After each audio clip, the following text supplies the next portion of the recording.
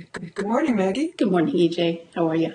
Oh, I'm well. How are you? Good, thanks. Glad to be here. Me too.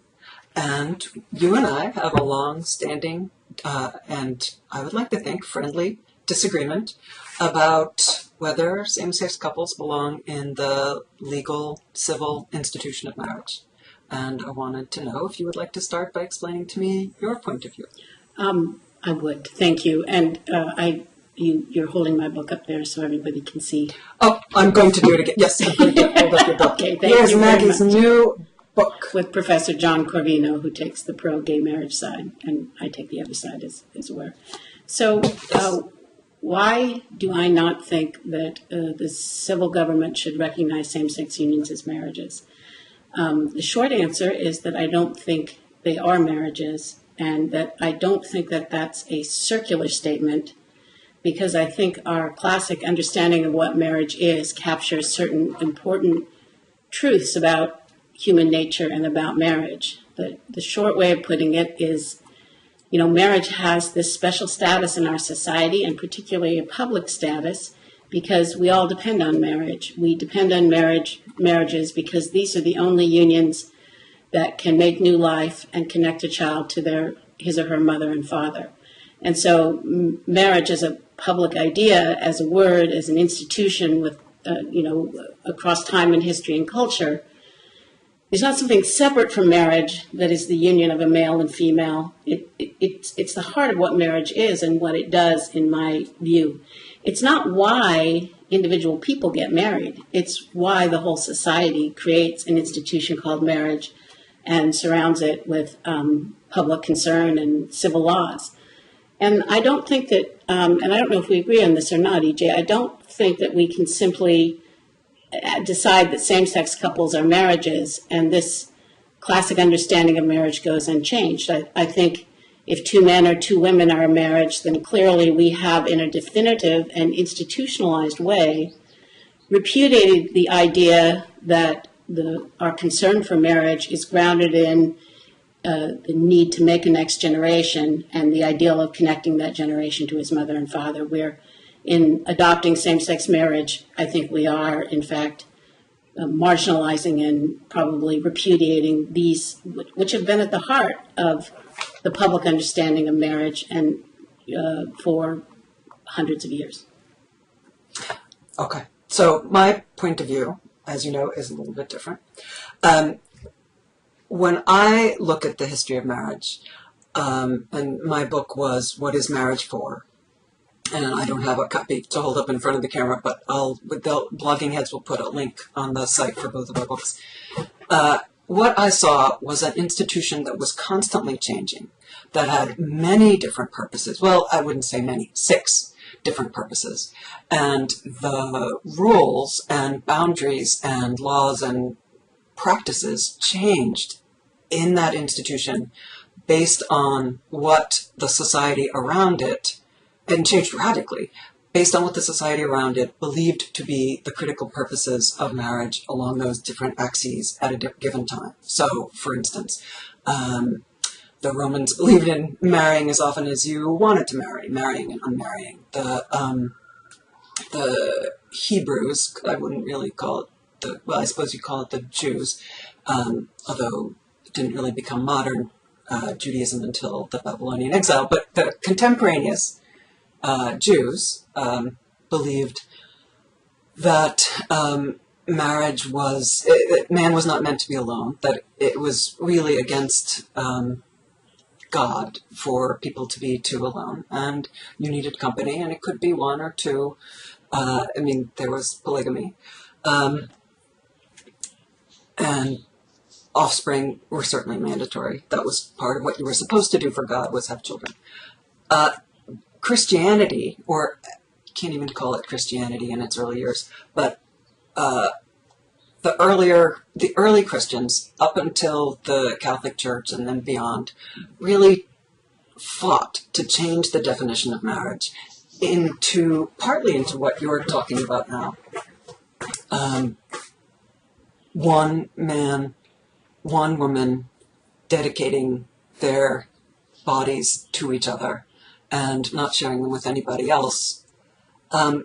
Anyway, there were lots of changes in the marriage rules from there to now. And what I see when I look at the history of marriage, and as you know, I genuinely wasn't sure what I thought about same-sex marriage until I did my research back in the 90s.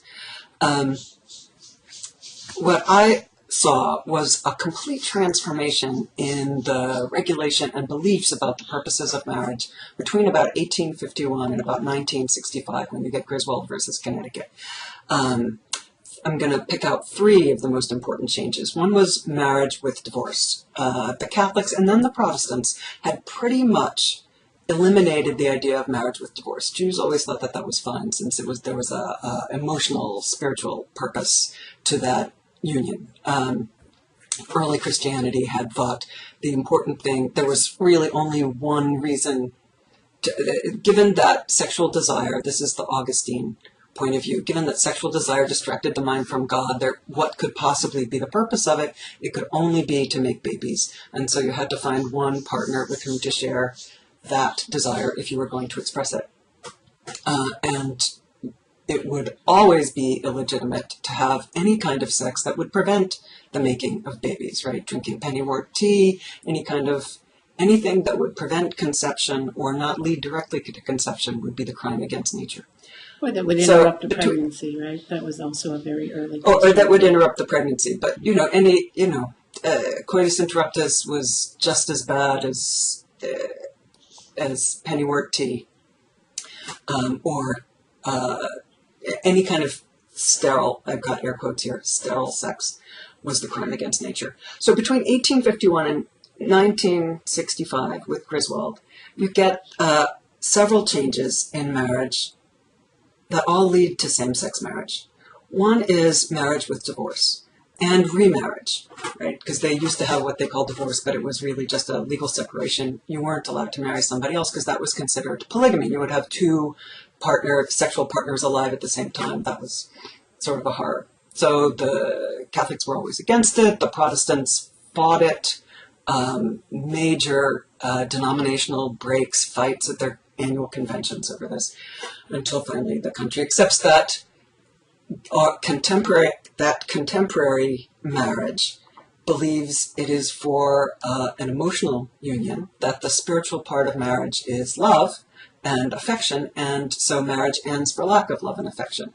Second big change, gender equality. Between 1851 and the 1970s, you get a number of dramatic changes in which all the gendered requirements within the civil institution of marriage are taken out. Right? Women can own property. They can have jobs without their husband's permission. They can have custody of children, which was a dramatic change. Certainly with English common law, they can. Then in the 1970s, they can even own their own bodies.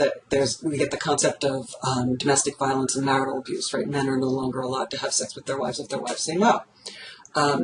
So all obey and provide are taken out of marriage laws all across the Western world. The only gendered requirement left is the entrance requirement, which I'm going to argue is atavistic. Then the next one, and this is the one that I think your position logically is against. The next one is contraception.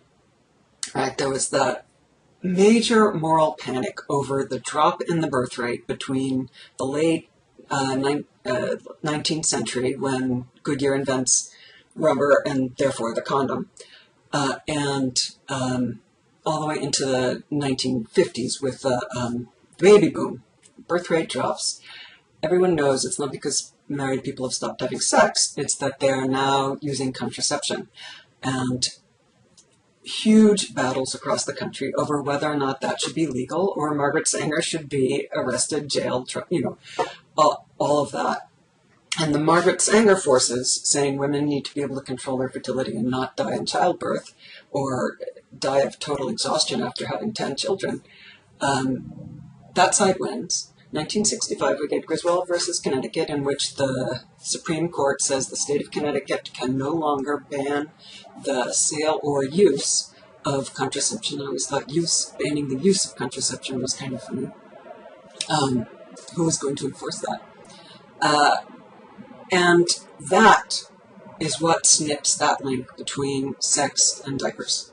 So now, since 65, 67 with Eisenstadt v. Baird, which says that's also true for unmarried couples, unmarried couples should be able to buy or use contraception. Since then, we've gotten 50 years, 2 good, solid generations growing up, believing that sex is justified by affection and pleasure, as opposed to by having babies. And because of that change, same-sex couples start seeming equal. We start appearing to belong to an institution that now believes you can marry without having babies, that it's perfectly legitimate to prevent procreation to the best of your ability, and that you marry for affection and unmarry for lack of affection, and that the partners are legally equal. So while we have this, we're sort of a period on the end of the sentence that says we're going to separate sex and reproduction. Sex is not justified only by reproduction, and marriage is not justified only by reproduction. We belong only because all of that came before. So if what you want to do is link heterosexual sex with marriage and babies and child rearing, I think what you have to be opposed to more than same-sex marriage is legal contraception. That seems to me the big symbol of individual sexual freedom. Is it my turn? Your turn. Yeah. Did I watch you for a long time? I'm so sorry. No. It was very interesting. And of course, you said so much. I just have to pause and say, maybe we just have some factual disagreement. I don't disagree with certain kind of broad general sweep of what you're saying, but America always was a Protestant country, and it always permitted divorce. A big change in the 70s with the introduction of no-fault divorce. But America's never been a Catholic country, and our law was never premised on the Catholic understanding of marriage. No, the Protestants were against divorce, Maggie. 1851 was the first no-fault divorce law in the country. That was Indiana, and it was considered, the Nation wrote that it was the sewer of America. Then maybe you should have said no-fault divorce, but you said it didn't permit divorce until 1851. Divorce with remarriage. No, that's not even true. I don't think, EJ. But let's not go into that, because okay. I think there's probably a more interesting discussion we can have, and that you really want to have, rather than to us to fight about the footnotes. So the presumption that because we believe in gender equality and because we permit divorce, which even by your account we've been doing for a long divorce with remarriage. Well, yeah, okay, so since 1851, that was 70 years after the birth of our country. It was a long time ago in American history. And again, I don't think that that's accurate. Actually, you could divorce and remarry for cause in this country since its inception. You're right, for cause, absolutely. Yes. Okay. But the change in what I'm talking about. Yeah. Okay. I know. That's why I'm just you're speaking fast, and maybe I was just focusing on the wrong things. But I'm trying to get to the things that you really want me to focus on. So what I don't think that, first of all, I don't think it's true that these ideas put an end to the connection in the public mind between sex, marriage, babies, and family structure. I think the continuing strength and resistance to same-sex marriage is rooted in exactly the things you say we don't believe in anymore. And in particular, if you look at polling data, I believe this is from California, but sorry, I don't have it right at my fingertips. Something like 76% of the California public would agree with a statement like the ideal for a child is a married mom and dad, and looks on that as at least a reason, even though 76% didn't vote for Prop 8, for the traditional understanding of marriage. My bigger objection is, and this really goes to... I'm going to come back to that. I know there's a lot we have to come back to, but your position, which is not my position, is that my position should be that you should ban legal contraception, and that's the key. My problem with this is I was raised in the middle of this sexual revolution and that you're talking about, and I was repeatedly educated that we had separated sex from reproduction. And I went to Yale, and where I was told this as well, and I started going to family conferences where scholars said we have separated sex from reproduction.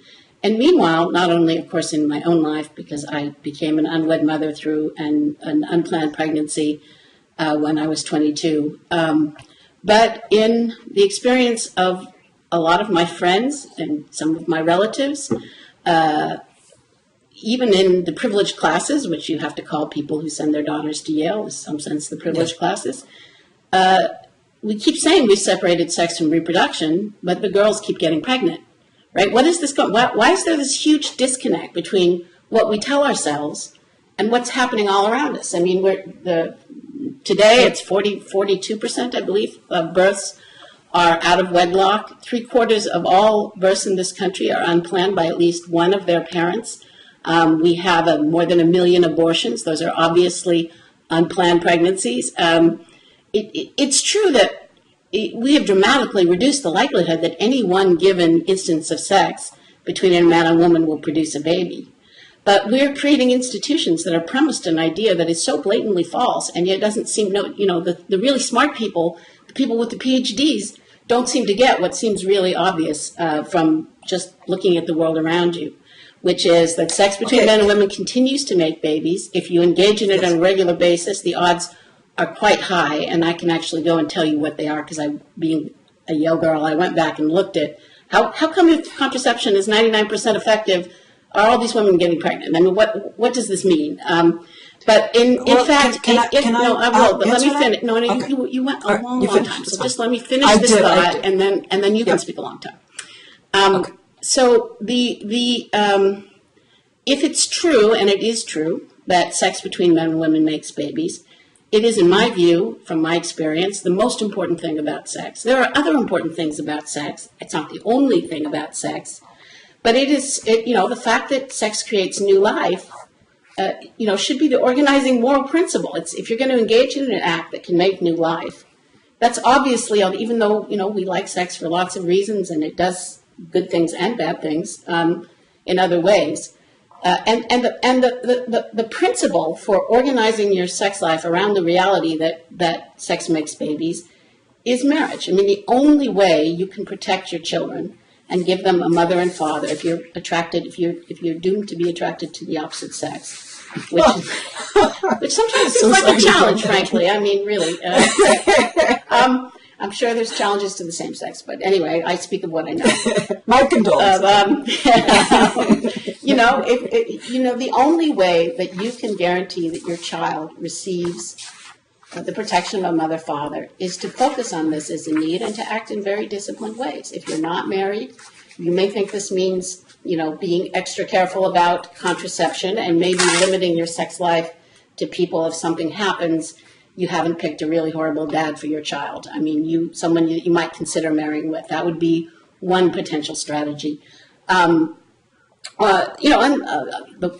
preferred one, I happen to end up thinking, I went back to the Catholic Church because I think the Church's classic understanding, the Christian classic understanding, which is really not that far from the Jewish classic understanding of sexual morality, is that it's oriented towards marriage because marriage isn't a place where men and women can love each other, can use sex to express love, and not hurt each other or the children that their bodies make together. That's it. That's quite beautiful. And there are a couple things in there that I would want to weigh in on.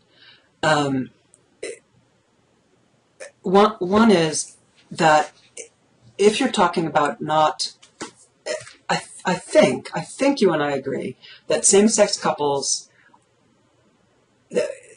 Now, tell me if I'm misunderstanding you, that part of your opposition, at least, to same-sex marriage is the symbolism that that it would enshrine further in law, that sex and reproduction needn't to be linked. Am I right? Well, I think I would put it this way, something closely related, that it disconnects marriage in a new way, in an institutional way, from this mission. I don't think after gay marriage I can go to a place, I mean, I'm literally legally allowed to, but I can't say marriage really matters because children need a mom and a dad. People will look at me and say, well, wait a minute, that's not what, marriage has nothing to do with getting mothers and fathers for children because, you know, EJ and her partner are married. So obviously marriage is not about this anymore. And have a child. Right, yeah. It's not you're having a child or even having a partnership. No. Right. That's I'm trying to like frame the couple of things that I have to respond to. I'm saying that separation is more symbolically made. That as I've written, and I think we've disagreed a little on this gay people, lesbian and gay people, and bisexual people are such a tiny percentage of the population. I don't think we are that symbolically important, enabling us to marry. Or I would put it as recognizing our marriages in law, since we make our commitments, or the people that I know make our lifetime, powerful, emotional, I would say sacred commitments.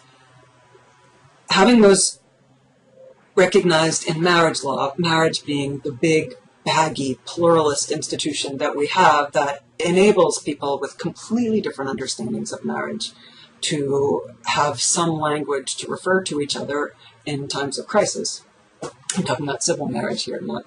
I believe what you're talking about is religious marriage, and I'll get to that too in a second. No, I think the real symbol. Marriage, but go ahead. I know. I'm going to come to that. The real symbol of that separation, I think, for young people, is that they grow up with is condoms in the aisle at Target or CVS. That the idea that you are to be able to have sex and prevent reproduction, and that they are not necessarily tied to marrying your partner, that came way before us. We're going to differ on this, but I believe we are the consequence of that revolution. That same-sex marriage makes sense to people because we fit in the model of marriage that has come since then. I think there's a lot of truth to what you're saying, and I'm not saying there is a certain emerging model of marriage which disconnects marriage from its historic, the historic role of being fruitful and multiplying, of connecting mothers and fathers. There's, beginning to be articulated in the 70s, another kind of sometimes called a soulmate model of marriage, but in which the focus is really on the soulmate model of marriage that starts coming up in the late 19th century. Those were the free lovers.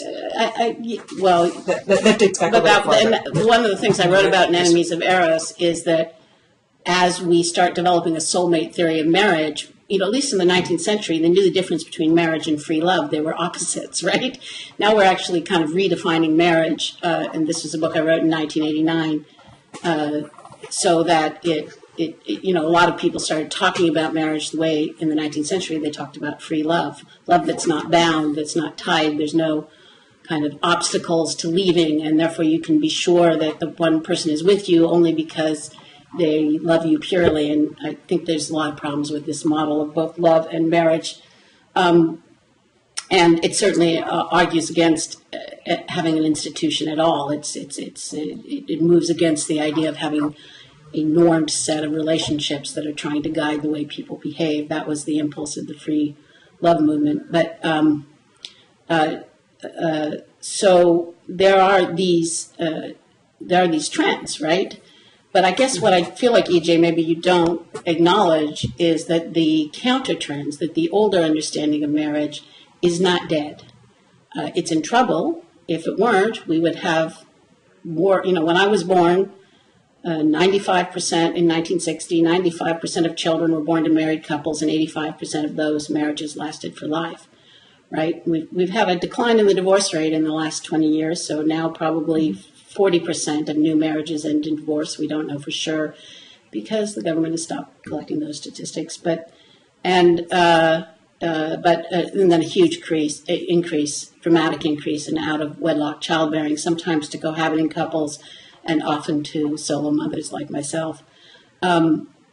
So what I have, it's not like I'm not aware that these changes have been happening in marriage. I entered the marriage debate, and I think we were on opposite sides back then before it was about same-sex marriage in the late 80s and 1990s, and it really largely grew out of my own experience with raising, as a very advantaged mother, raising a child out of wedlock, and the difference between what I saw and experienced and my son experienced, and all this happy talk about how wonderful it is that we have so many children in fragmented families and women are being liberated. And so, in the 90s, we engaged in that debate. Does family structure matter? I came in at a different point, but what I was trying to say something about the difference between your philosophy of marriage, Maggie, and the public institution of marriage. But this is what I'm talking about. But EJ, this is what I'm talking about. I'm talking about the fact that you view this public institution of marriage I think that the idea of marriage that I have is still a live idea and a powerful cultural idea, and that it needs to be renewed and strengthened, and that same-sex marriage is the final. I do need to say this one thing. Okay. And that's that the way I see civil marriage in a pluralist society like ours is that it has to be very broad. It has to have room for a lot of different competing even ideas of what marriage means. So there are people like you who believe what you believe. There are a lot of different views of what marriage means. Some of them are religious, some of them are non-religious. Some people believe the free lover philosophy will separate without problem if we just don't get along. Some people believe I am committed to this for life no matter what else happens. Some people believe it is religious. Some people believe it is not. Some people believe that it is its purpose is to have and rear children. Some people believe it is not. It is not. My point of view here is that it is not the government's right to impose one of those views. That if the First Amendment means anything, the separation of church and state, the government does not take a position on those competing views of marriage. It leaves room for me. And it leaves room for you. Well, I need to answer. And go back. You don't to have answer, to approve. I have to answer the last. Your last point was that gay marriage is no change in marriage at all. You're now onto a new point, and that's I didn't say that. But I want to finish that thought, which is that in my view, if the public purpose of marriage is not this necessary one of bringing together mothers and fathers to make and raise the next generation together, I don't understand why government's involved in marriage at all. And if you really follow your idea that everyone's view of marriage has to be incorporated in government marriage, then you can't limit it in any way. That's not what I said. Well, yes, you did, because you said it's a First Amendment right. And therefore, even though you and I happen to believe that 2 is better than 3, if it's a First Amendment right, then that doesn't matter. You have the right to have whatever your view of marriage. It has to be broad enough to include everyone's view of marriage, or you're infringing on people's rights. And I think I'm saying there are a wide variety of publicly agreed ideas of marriage. And that you have one, and you can argue to me if you like that it is the majority. I would suggest if it is the receding majority. But that I belong in the current civilly agreed on purposes of marriage, which is marriage for love, gender equality, and why is that the civilly agreed upon thing about marriage? Why I just went through it. The changes that happened in. Why is the government licensing people to love? Where does that? They're not licensing people to love. I'm talking about the public philosophy of marriage. But you're asserting that your public philosophy is true and good and general, right? And that mine is discarded and sectorian. I actually don't know. I don't agree with that. That is not what I said. Oh, okay, that's what I said. There is room for no. Okay, I apologize if I wasn't clear. I'm saying that the government, that those are both publicly shared ideas of marriage. People don't necessarily think it through, but no, they don't. Which that's the nature or of whether institutions, right? They think for Well, it's the nature of human beings. You and I are Yeah. rare people in that we think hard about the abstractions. it's Which not is why it's that's fun a to good talk to you. quality either, but we do enjoy talking. I'm with you about whether I'm not so sure either, but I think that's what we share, Yeah. is that we think at that level, right? So but both of those ideas are in the public. All the things I laid out in my overly long disquisition at the beginning, the marriage with divorce and remarriage, gender equality, and legal contraception, those were public battles over whether those changes in the ideas of marriage could be put into law. And I am saying that same-sex couples fit under that large, baggy, pluralist vision of marriage.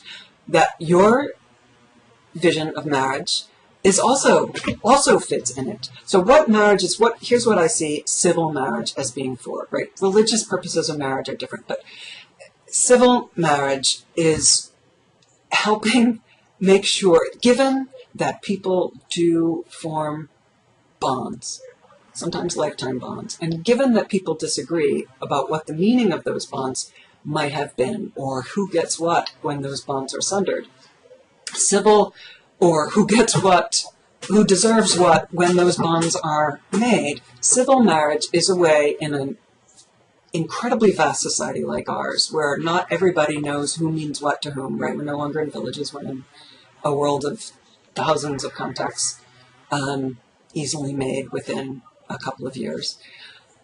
With institutional strangers. Civil marriage marks the bonds that people have chosen to make. So if, God forbid, something should happen to me, the law I have made clear in law that everything I have should go to my wife and stepson, right? That by marrying, marriage is one of those, civil marriage is one of those markers.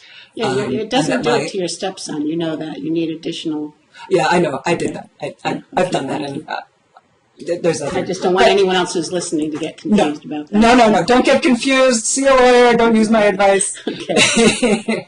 But kids we're talking about. Specifically, Yeah, go ahead. Specifically for my wife, right? Yeah. That and I happen to be lucky and I have very supportive family, but if I had one of those wacky family members who decided that the devil had possessed me when I got involved with my wife, and that they deserved everything that I had, it's in marriage. They can't fight it now, right? That they can't contest that. That was a consensually made marriage. That's one of the things that marriage does. I'm not saying it's the most important. I'm not saying it's the only, but that's what a civil marriage can do that, say, a civil union cannot.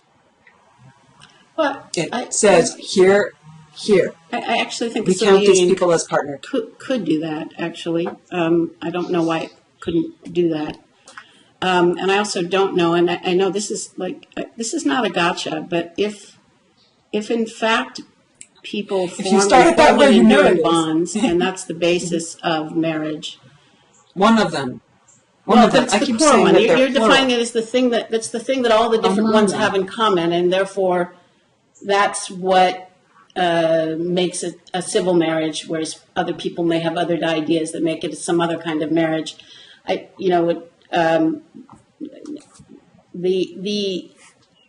really don't understand why many of the things that have been core to marriage are still included in the public understanding of marriage.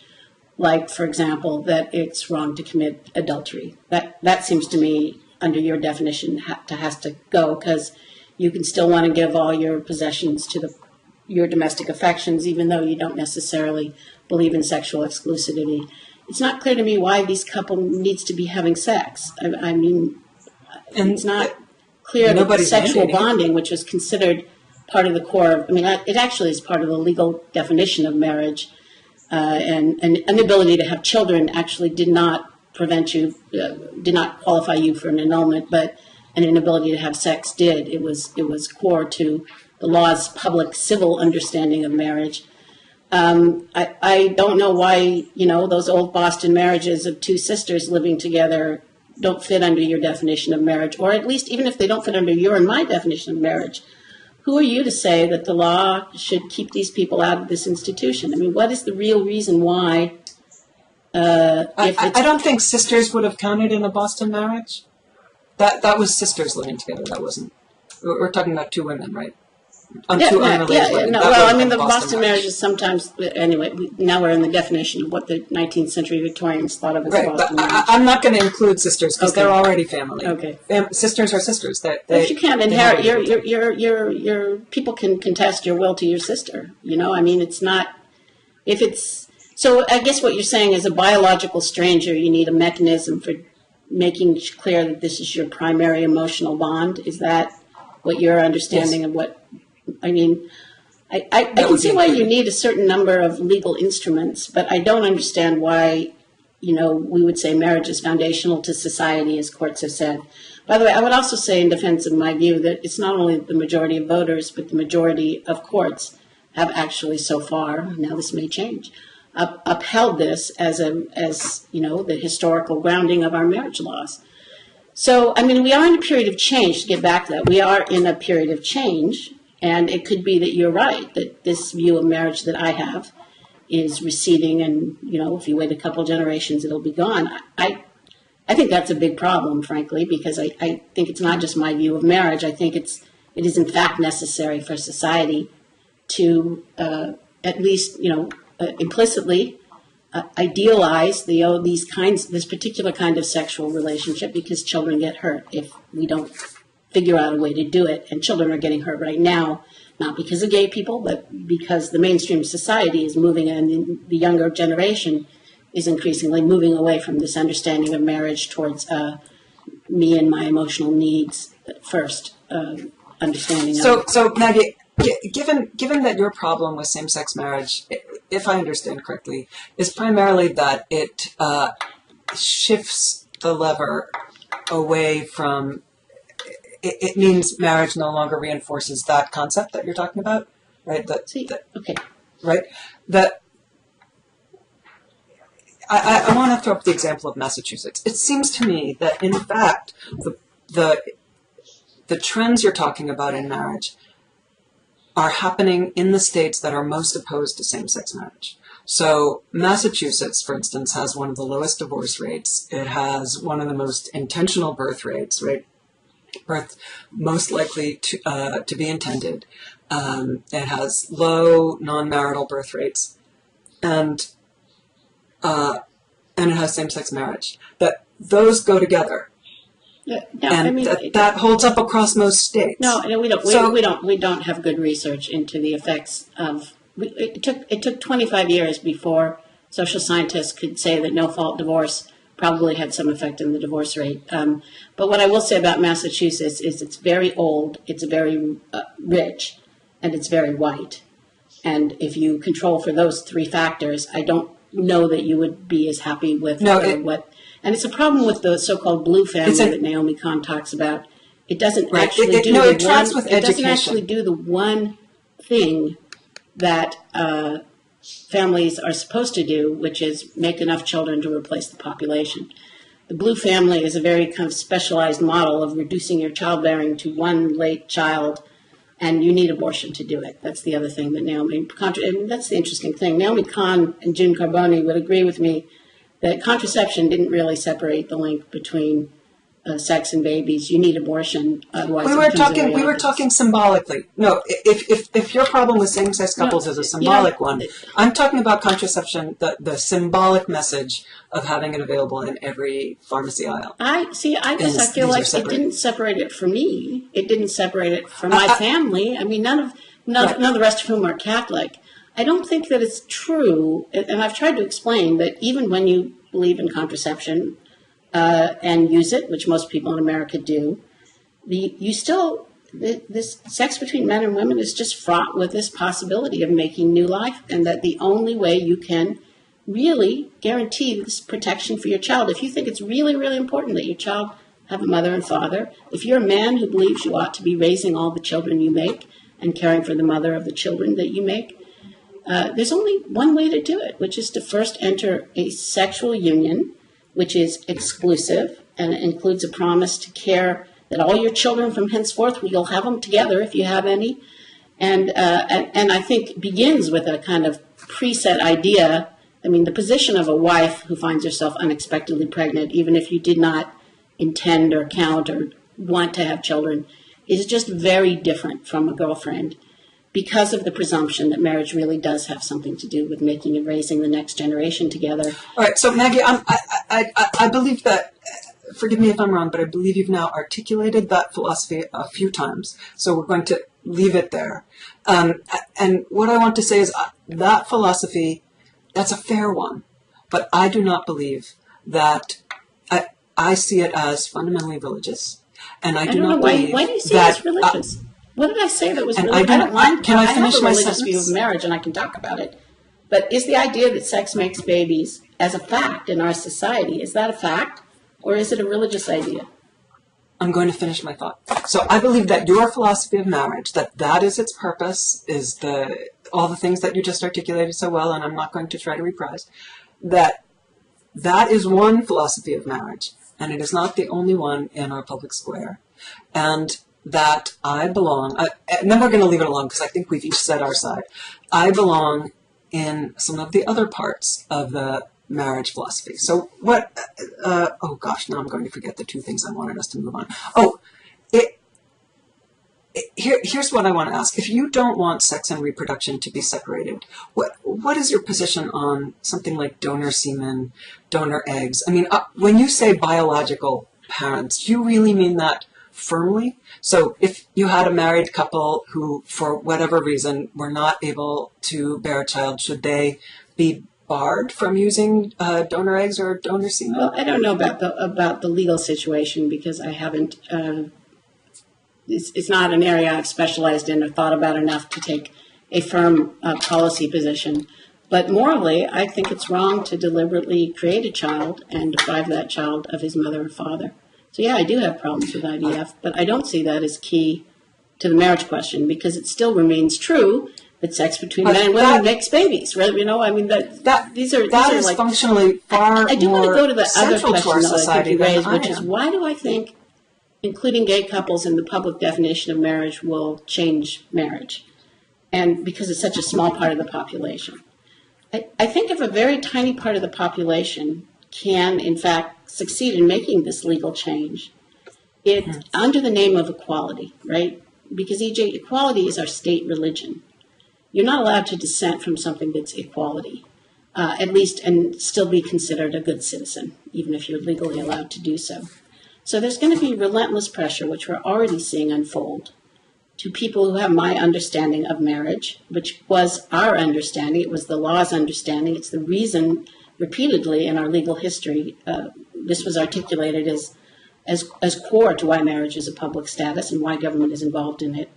And I just, since you've said that so many times, I want to say again that I disagree with you. Okay, and also, I mean, Right. There's more I can That say there have been many about different how purposes marriage of changes a marriages. lot, but Right. it's a universal Yes. human institution because sex between men True. and women makes babies. That's why it recurs in all Sometimes it includes lots of 5 weird men different and ways, one but always woman. around this idea, a sexual union that assigns a father as well as a mother to a child. That was until very recently Well, if we're going to go outside the Western tradition, that's not so. I mean, there are African marriages that are ceremonial, that are same-sex. There are there's a Native American tiny handful marriages. of exceptions. True, but I'm still all of talking which about are time. around I mean, generativity. But again, this is going to be less interesting probably than getting to the core of our disagreement. You can't. If you're going to go, it's like you could say, well, it's only a tiny fraction of the population. Only a fraction of them, I don't know how large, Right. but probably it looks like from the Netherlands, maybe less than a half, maybe 20%, even want to enter a marriage when it's available. A lot of those marriages dissolve. There's a high rate of divorce. Why would we change But that's the true in public the Netherlands understanding of generally. marriage It's for not this tiny, that tiny different. fraction of the population? Well, the answer Because we has to belong. be, if we're going to do it, because this tiny, tiny fraction of the population is really culturally and symbolically important to us. And I believe that what we're seeing among many people... I disagree. Before you go on, Maggie, because you interrupted me several times now, I disagree. It's because we are trailing the changes that were already made in marriage. We already belong in an institution that is equally gendered, in which sex and reproduction may be separated, in which the public philosophy is that affection and choice are at the heart of marriage, remaining in it and entering it. Well, I guess we follow that. We belong. Well, you belong to that vision of marriage, and I guess our disagreement is whether that is the public philosophy of marriage or not. I'm not saying it is the public. I'm saying it is one of them, that we fit under the large civil, that you and I disagree on the public philosophies of marriage because everyone in the United States probably disagrees at some level. We do not always share ideas about marriage, and yet we have this legal set of things that tries to be as unintrusive as possible. Very few people, I mean, the difference for me in my day-to-day life of being able to marry and not being, right, because I spent a long time with someone emotionally and symbolically married. Our friends all considered us married, but we were not legally married, right? The difference between that and what I have now, legally married to someone, these are, in my day-to-day life, it's almost non-existent, right? The state does not enter into my daily life. It's that there is that legal structure at moments of disease, disaster, divorce, or death, where people disagree dramatically, where there are likely to be conflict, that the law comes in and makes some decisions for any parties in dispute. Like, the legal structure is there for me, and it's there for you. Even if we disagree on why we're in the institution, Maggie, we both are in those legal structures, although probably different ones since I'm in Massachusetts and you're in Oregon. Do you think it's acceptable to a number of states, I believe 22, have various laws disfavoring adultery? Do you think that that's acceptable, or is that an imposition on this public philosophy of marriage you're describing? If I'm going to do the same thing on this that you did on IVF, you think it's morally wrong, but you haven't looked into the law about it. I think that's. I think I would agree with Dan Savage there that the couple has to make its own decisions, and I wouldn't want the state to prosecute someone for adultery. That's kind of a shocking it doesn't necessarily prosecute them, although there are states where that still happens. Sometimes it's there's torts relating to adultery. There's various ways in which the law says you're not entitled to have sex with someone else's spouse. And I guess you did answer that you feel like that does violate your the sense that there's a public philosophy that's about helping people in times of crisis. No, you keep saying I have a public philosophy. I do not. I am saying the law has to be big enough to include really different public philosophies. No, but then you say the public philosophy. The public philosophy of marriage is the one. So it you have lots of different private philosophies. There are marriage. many. But my understanding is the public philosophy is what makes someone fit into the civil marriage system. And I don't know what language. And I'm saying there are public philosophies of marriage that it's a very big tent. How do you know it's a marriage? What's the core organizing idea that makes this a marriage and that not? Why are two business partners not a marriage, right? There's got to be. This is what I mean by. I'm not trying to. I think you're articulating it's none of my business. Sort of thing, which is the essence of what civil marriage is and who fits and who doesn't. I fit. You fit. We have different ideas of what we're doing there. All right. Well, I think I hear you articulating a public philosophy. It's a big, baggy place, and it has room for lots of different things. Well, but within lots of I do not agree. Right? Lots of different things, but not everything is a marriage. Correct. Lots of different things, but not everything. Right. Okay, so I was trying to figure out what makes something fit, but not everything. You know, they're knocking at my door. Can I open that door for 1 second? I need to ask you, should marriage be mandatory then if someone gets pregnant? No. Okay, and yet they should be married to raise a child. That's what you believe. Yes, I think marriage expresses the ideal that children should be born to a mother and father who love them and each other.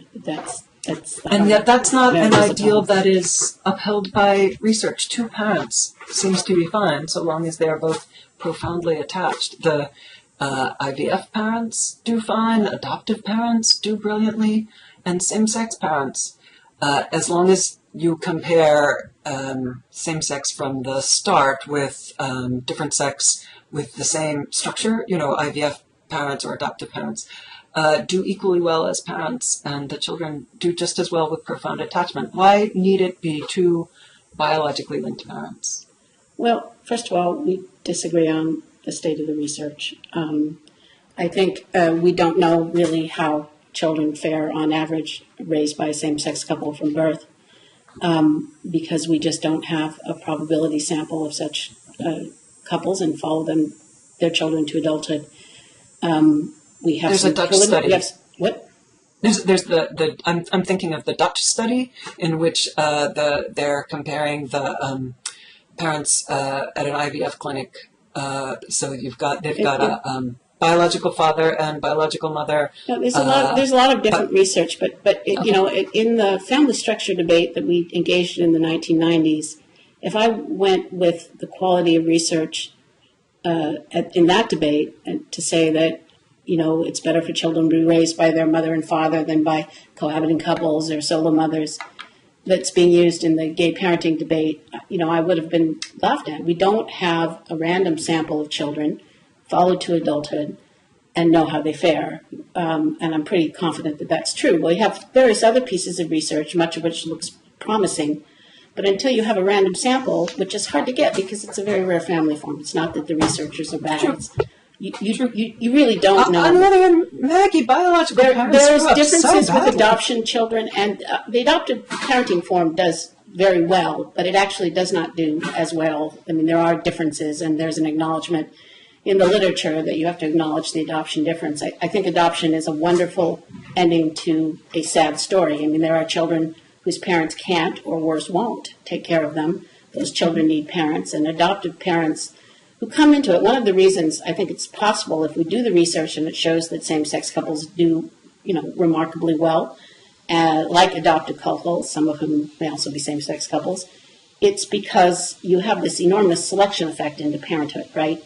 So yes. It takes a lot of effort, money, and time, and therefore you're not really, comparing them. I mean, you're starting with a selected sample of highly motivated parents who do a really pretty good job, and it's hard to figure out what would be the comparison group. So you brought up statements about the literature, and there are three different groups of literature. So I'm just trying to get through what I think about them, and then go on to what you want me to say, which is why does it have to be?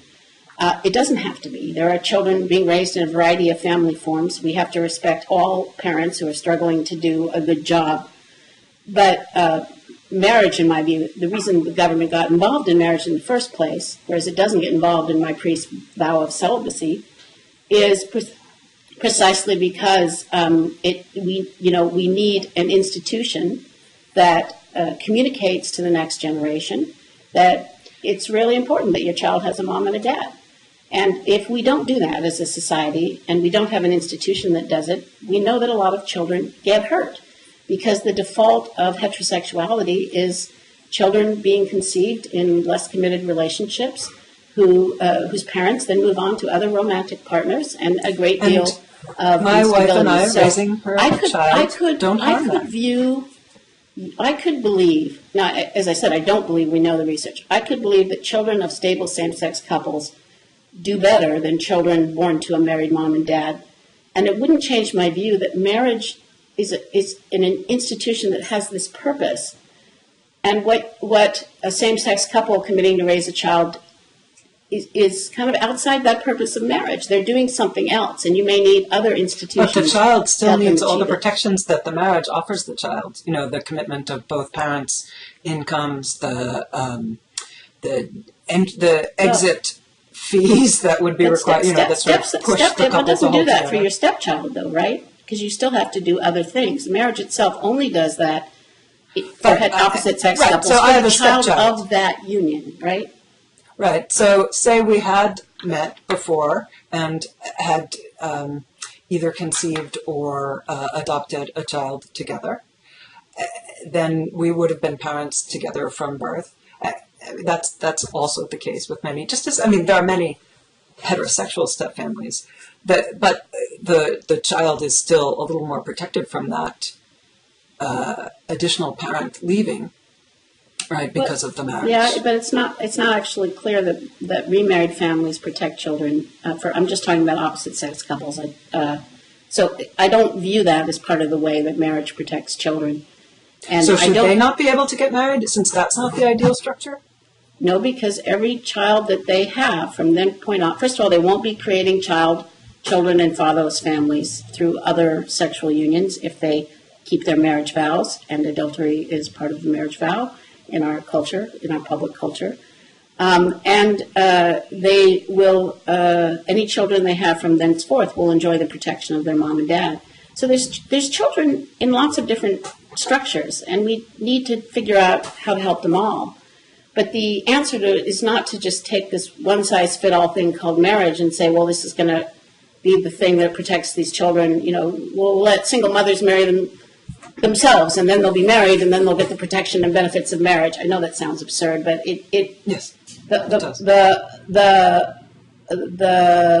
I don't actually know that same-sex marriage will protect children at all. I know that it won't give any of them their mother and father. And I think there are alternate legal structures. I think second parent adoption is a more important legal structure for children of same-sex couples because it's dangerous to rely on either your marriage or your civil union to create a legal parent-child relationship with a non-biological child. In Massachusetts, if a child is born to a married same-sex couple, it is automatically the child of both parents. Yeah, and if you fly to Tampa for the Republican there. Convention and something happens, you might not be protected, or if you go to Italy, you might not be protected, right? Which is why I want to it's just more that legal adoption. Like there's an international covenant, which adoption is an act of a court, and it's considerably stronger legal protection. And you might even argue that by giving a cheaper, easier, but less powerful protection, you're going to end up hurting kids. But I don't know that that's true. What I do know is that the way that marriage benefits children. Yeah, go ahead. If a woman conceives a child not with someone other than her husband, it is still his legal child. So in that same way that it's not necessarily the biological child, the child is still designated to legal parents. Although in a same-sex couple, that's obviously much more conscious and willing. I mean, they make the choice together as opposed to a woman.